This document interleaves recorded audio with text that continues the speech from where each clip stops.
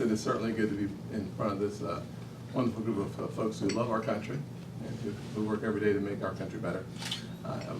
South Carolina has benefited from your thoughts and your prayers over the last really 29 days now since Mother Emanuel experienced the atrocity that we did. I will tell you that as it still causes me to pause and think before I speak, because it certainly is still an ongoing public healing process. We are better because the nation wrapped their arms around South Carolina and gave us strength to stand when it got difficult, and it has been difficult at home. But your prayers and your thoughts have been greatly appreciated, and I will tell you that South Carolina has never been better in many, many ways. The challenges that we faced over the last 5 decades, we were able to solve some of those challenges in about 23 days because of the challenges at Mother Emanuel. The love and forgiveness and this notion of unity became real for us at home in a way that I could not have dreamt of the day when we would be so united, so consistently throughout the state, not on the issues of politics or the flag, but on the issue of each other. That is a powerful experience and part of the benefit of the last 29 days or so. I certainly would, as I was talking to one of my friends who's a Democrat in the state Senate, Gerald Malloy, he simply said that he would much rather Clemente Pinckney, the state senator, was a good friend of mine and a very good friend of his. We both said we'd rather have the flag flying and our friend walking around than the reverse. So the price has been very high for some of the progress that some of us claimed victory on. But the truth of the matter is that the greatness of South Carolina was not seen in the voices or in the actions of elected officials. It wasn't heard by the voices shouting on the State House. It was exemplified and seen clearly by the act of forgiveness presented to the world by 9 family members who had lost their father or their mother, their brother or their sister, their daughter or their son. And that act of forgiveness, couched in the power of love, was the most powerful force ever seen. And it rallied the world around Charleston, rallied the world around South Carolina. And to that I'm very excited and very thankful for it. We will continue to grow and learn a lot along the way as we continue to heal publicly, and sometimes it's difficult to heal in public, but you guys have been very gracious with us, and we've heard from so many folks, and I thank you for that. As I look at what we're doing in the Senate, it is quite interesting. We're on the verge of passing our ESEA reauthorization. I think Senator Alexander has been a tremendous leader on the issue of education, a powerful voice, and has truly helped us meander our way to the finish line. A unanimous vote in the Senate on a committee.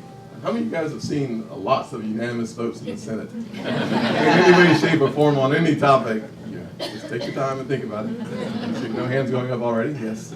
So what Senator Alexander did was powerful and amazing, and for the first time in 7 years, we'll have a reauthorization of the No Child Left Behind, and which is a good thing from our perspective. For the first time, if you look at the concept of the bill, there will be pay for performance for teachers embedded in it.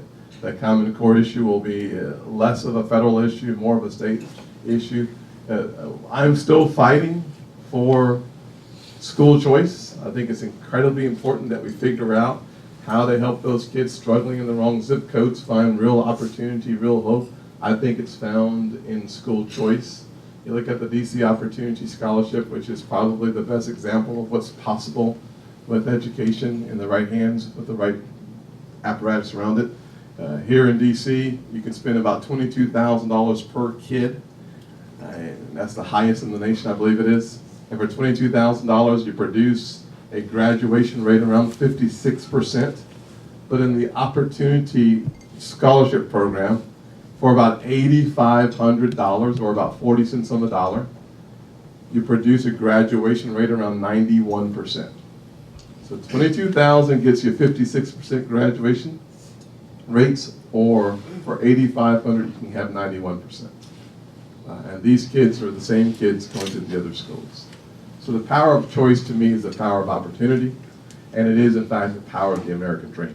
And so hopefully, I think we had about 47 votes. Senator Alexander came to me and in his very kind fatherly way said, "Don't worry, Tim. About 10 years ago, it was like 33 votes." I'm like, dude, I'm not going to be here that long. If every 10 years I have 12 or 13 votes and there's a 60 vote threshold, that means I have to be here as long as Strom Thurmond to make progress. I'm already 50. I can't stay that long, you know? So, literally, Harry, that was supposed to be funny, but we'll get to you later. But anyway, seriously, it was amazing the type of dedication and longevity that is necessary to make progress in the Senate. I must concede, I understand why, though. You just tell them I'll call them back. Oh, she's actually talking to him. I apologize. We'll talk to the side of him for a little while. Just not get myself to see him and listen over there. And I will tell you, though, that when you look at the House, I was talking to my good friend Trey Gowdy on they had votes the other night. I think they were voting like 22 times. And I started yawning. I got tired. I've been in the Senate so long that 22 votes just sounds like forever. We had 5 votes just a few minutes ago.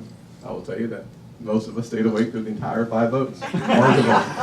They do provide Jell-O in the middle of it all, which is wonderful. No question, we have our pillows. I went into the little room. They have a little back massage chair. They didn't have all that in the house. I understand why things move a little slower in the Senate. I guess when you're part of the body, you can make fun of the body, right? We can full advantage of that right now. The other issue that will start to percolate, so to speak, from a Southern perspective over the next couple of days, the next couple of weeks, is the Highway Trust Fund.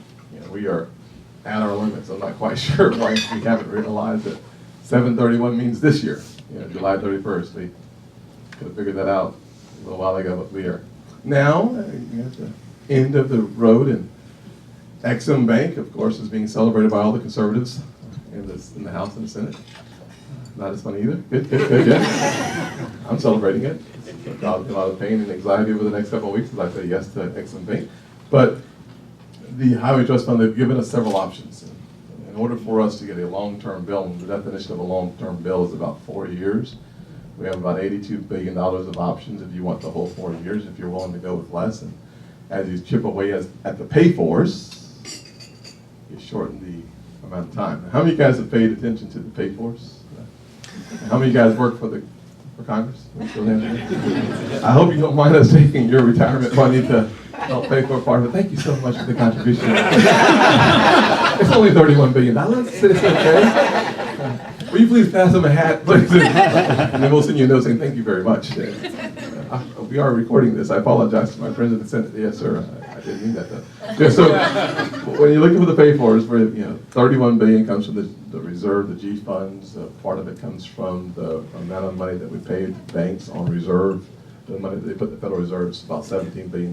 We have another pay-for is around $5 billion that's paid for by rescinding the Social Security payments to those felons who are fugitives. I can vote for that one. I'm pretty comfortable there, just looking at the voter registration cards, and I think I'm okay. Just kidding. So I think we'll struggle with the length of time that is possible based on the number of pay-fors that we will find digestible. My good friends, led by Ranking Member Wyden, suggest that perhaps they will bring to the table more pay-fors, so we'll have greater alternatives and more options so that we can talk long-term about a 4-year deal. I think it's going to be difficult for us to get there, but by the end of the month, we'll at least know the state of affairs and move forward. I do believe that perhaps something that should provide comic relief was probably said in the last couple of days as it relates to the Iran sanctions deal. It was said by my I won't call her my good friend, but my colleague who's out in the Senate, I guess, Susan Rice, said on TV the other day. We're talking about the challenges of the Iranian deal, and I brought it because I thought the quotes were so interesting. I wanted to read them as opposed to paraphrasing them. I am not, by the way, a fan of the Iranian deal so far. Chances are very high that I will be voting against it I can't find that much to like about it, but I did find her comments entertaining. As the National Security Advisor for the President, she said, "We should expect that some portion of the money coming from the sanctions relief will go to the Iranian military and could potentially be used for the kinds of bad behavior that we have seen in the region up until now." That would not give me a warm and fuzzy if I was the president. And then she went on and said that they may be able to send money under this deal to Assad in Syria and the Houthi rebels in Yemen. Then she continued. I'd have rescued her from the stage, probably. It was so much fun, I just had to watch. They're sending money now while they're under the sanctions. They will have more money to send afterwards. I know they're trying to sell the Democrats on why to support this deal. This is just not the right approach I would concede, from my opinion. When you think about the fact that 2/3 of the centrifuges, I think they say they have about 19,500 spinning, about 6,000 will be allowed to spin continuously, and the other 2/3 will be put into storage. I just want to know where, and who's watching that besides the IAED. Second part of it, I think, is quite interesting and hard to digest, is the fact that we went from anytime, anywhere inspections to as necessary. I don't even know what that means. And what they tell us, of course, my goal is to make sure that Iran never becomes nuclear capable. But at the end of the 10 years, we know with certainty that their build-out period would be about 12 months. And so I find it hard to look at that deal with a straight face. Understanding what we do so far and knowing that as we read more into it, it gets worse page by page. So I think we, A, need to be vigilant in our defense of America and our future. B, I think we need to be, we must resolve ourselves to fighting this tooth and nail until the end and working towards making sure that we have the votes to sustain a presidential veto.